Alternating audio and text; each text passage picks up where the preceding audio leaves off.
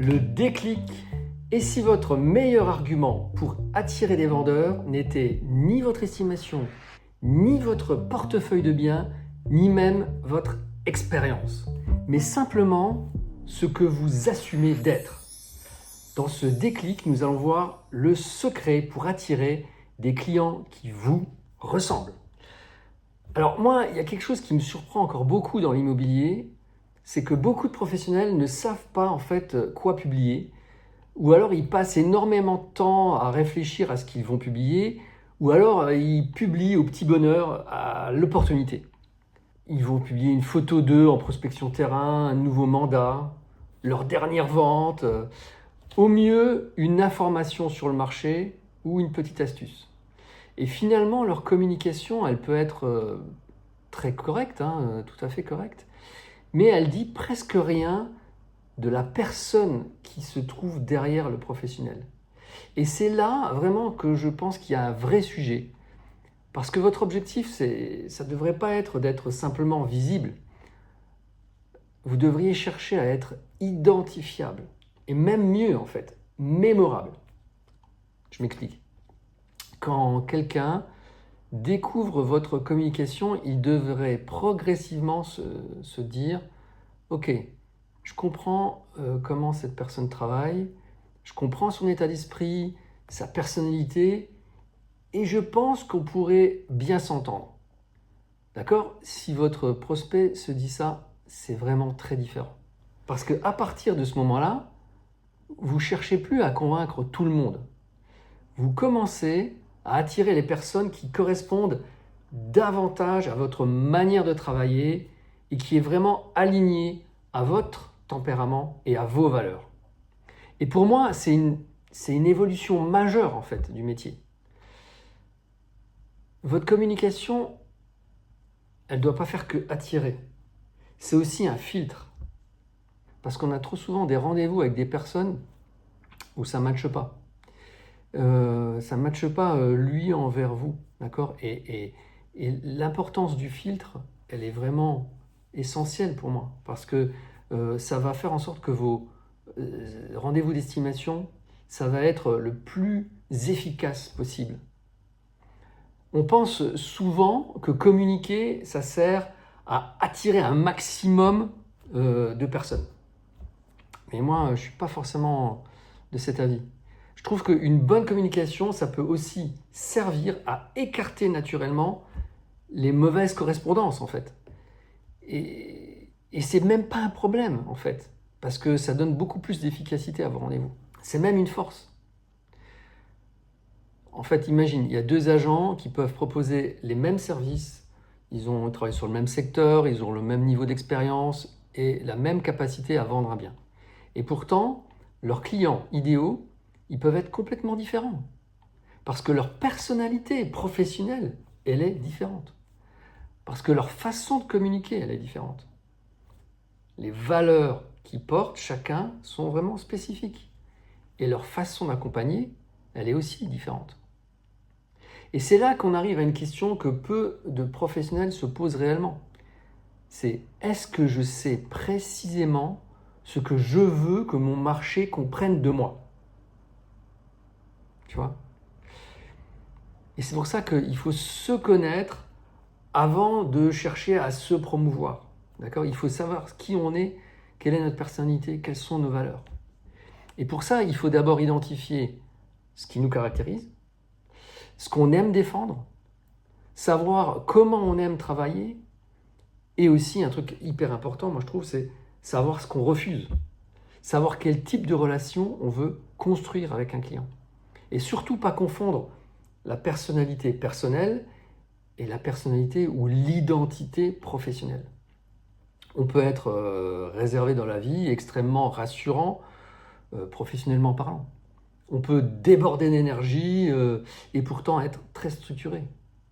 On peut être très analytique et avoir une communication qui soit vraiment orientée sur la connexion humaine et locale. Imaginez que vous entrez dans une boutique parce que la vitrine et l'intérieur est super sympa, il y a une présentation atypique, une ambiance en fait qui vous parle à vous. L'ambiance, la présentation, les couleurs, la manière dont les produits sont disposés, tout ça, ça vous dit quelque chose. Ok. Et avant même que le vendeur vienne à vous, vous vous sentez déjà bien là.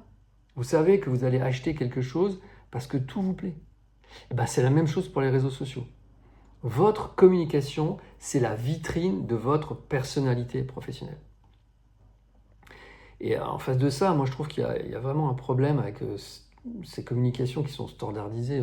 Je veux dire standardisées parce qu'en fait, beaucoup font ce que les autres font, quoi. Moi je vois qu'il y a beaucoup de professionnels qui utilisent les mêmes codes. Ouais, je viens de rentrer un nouveau mandat, ouais, ce bien est sous compromis, voilà, panneau retourné, maison vendue, estimation offerte, contactez-moi. Ou alors ils font au mieux des conseils génériques. Alors, il n'y a rien de mauvais là-dedans, hein. Si tu fais ça, il n'y a rien de mauvais. Mais si tout le monde fait la même chose, ou si tout le monde dit la même chose, alors comment le prospect il te choisit? Au final, il finit par comparer plusieurs agents sur les mêmes critères, qui sont le prix de l'estimation, les honoraires, les services et ta disponibilité. Et là, le professionnel, en fait, il devient comparable sur les mêmes critères. Alors, le déclic, c'est quoi ce déclic? Moi, je pense que le déclic, c'est que plus votre communication permet de comprendre votre singularité professionnelle, plus elle donne au prospect une raison de vous préférer par rapport à un autre. Alors que classiquement, plus votre communication ressemble à celle des autres, plus votre marché vous compare aux autres en fait. Imaginez deux professionnels. Le premier professionnel, il a une communication très standard. Ok, il a beaucoup de mandats, il a beaucoup de vendus, mais il a très peu de personnalité identifiable. Le prospect, lui, il voit un professionnel qui est compétent. Voilà. Mais être compétent, ça devrait être standard. Mais il ne sait pas vraiment comment il sera accompagné. Alors que l'autre professionnel, il communique régulièrement sur sa présence locale, sur sa conception du métier, les erreurs qu'il veut faire éviter à ses vendeurs, des exemples des situations qu'il rencontre, les valeurs en fait, c'est les valeurs qui guident ses choix. Et le prospect, en fait, la communauté à qui tu diffuses ça, en fait, comprend progressivement qui il est, ce professionnel, quelles valeurs il porte, voire même ce qu'il refuse. Et donc, ce qu'il peut attendre de lui. Alors, à ton avis, lequel des deux va permettre à un vendeur de se projeter sur un agent plutôt qu'un autre avant même le premier rendez-vous? Pas forcément celui qui vend le plus, mais celui dont le prospect comprend le mieux la manière d'être et de travailler. D'où l'importance de se connaître, de savoir s'identifier personnellement et professionnellement. Et ensuite, une ligne éditoriale devient essentielle. Pourquoi? Une ligne éditoriale, c'est pas seulement choisir 3 thèmes de publication, c'est beaucoup plus profond en fait. Cette ligne, elle doit créer une cohérence entre ce que tu es, les valeurs que tu portes et ce que tu défends, ce que tu racontes, la manière dont tu le racontes et les personnes que tu souhaites attirer. En fait, votre ligne éditoriale, c'est un peu comme votre empreinte professionnelle. Elle doit être reconnaissable. Pas forcément spectaculaire, hein, reconnaissable. Et c'est précisément pour cette raison que, en fait, quand je commence un accompagnement, je ne commence pas à dire au coaché ou à la personne ce qu'elle devrait publier.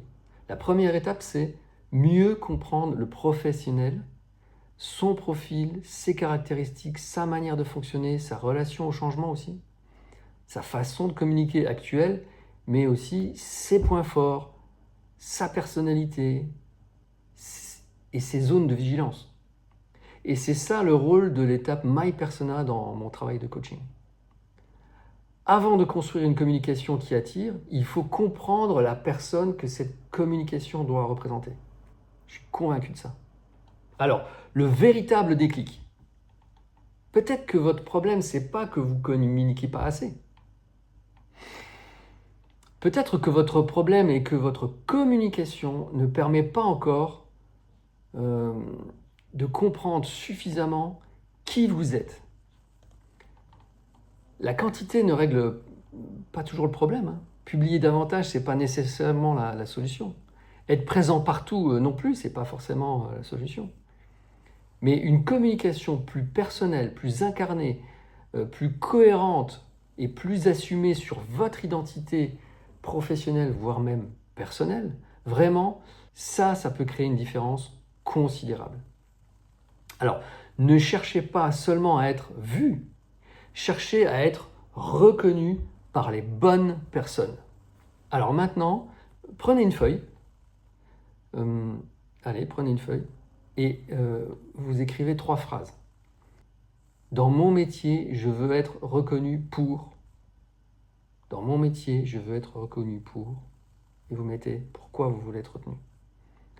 Votre compétence, votre réactivité, votre bienveillance, votre efficacité. Voilà. Pourquoi vous voulez être reconnu. Deuxième sujet, vous mettez ce que je refuse de faire pour obtenir un mandat, c'est, et vous écrivez, ce que je refuse de faire pour obtenir un mandat, c'est baisser mes honoraires, monter le prix du bien pour lui faire plaisir. Troisième phrase que vous allez écrire, c'est votre cible. Le type de client avec lequel j'ai vraiment envie de travailler, c'est quelqu'un qui...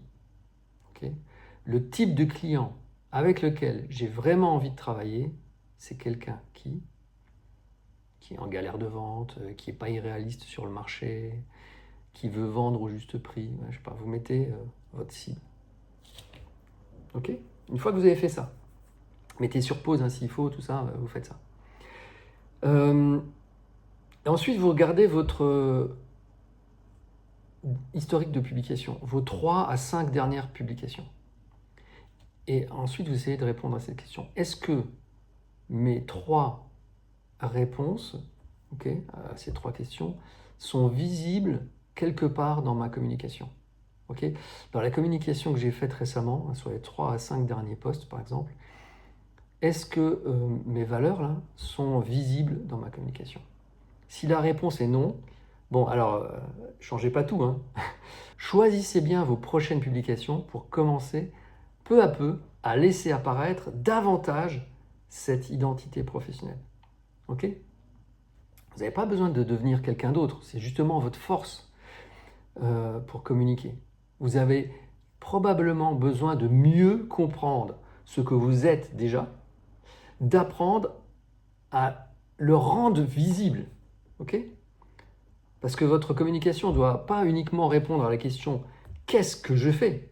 Qu'est-ce que je fais ? Je vends des biens immobiliers, je transmets des biens, je mets en relation des personnes et des biens. Ok, ce que tu fais, ça on sait.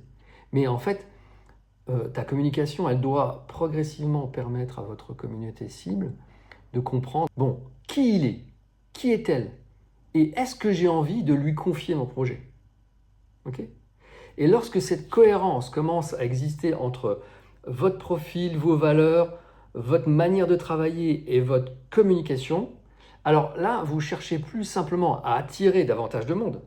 Vous commencez à attirer davantage de personnes qui vous correspondent.